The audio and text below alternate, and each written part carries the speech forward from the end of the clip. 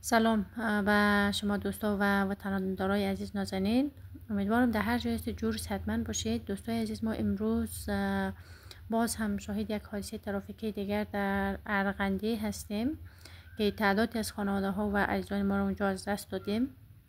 هر روز به ملت افغانستان تسلیت عرض کنیم، دیگه حرف برای گفتن نداریم، به خاطر که دریورای ما دانش دریوری را نداره، مهارت دریوری را نداره و در عین حال باز هم موادای نشاور هم استفاده منه، مثل چرسنا. واقعا مسیر هرات تا کابل بسیار یک مسیر طولانی است و سرگام بسیار خراب است، یعنی سرعت بیش از حد مطلق هر روز تعداد از عزیزان ما رو از ما میگیره. این دردآور است، واقعا دردآور است. امیدوار هستیم که دریورای عزیز روی این موضوع توجه کنه، حداقل همی دانش و مهارت دریوری را کسب کنه، بعد برای دریور شوه.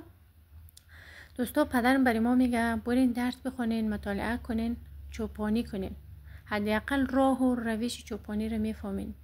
حالی هم حداقل شما اگه میخواین دریور بشین، با سرنوشت مردم بازی نکنین، برین مهارت کسب کنین، بعد بیاین دریور شوین. تشکر از توجه شما عزیزا، امیدوارم ناراحت نباشید.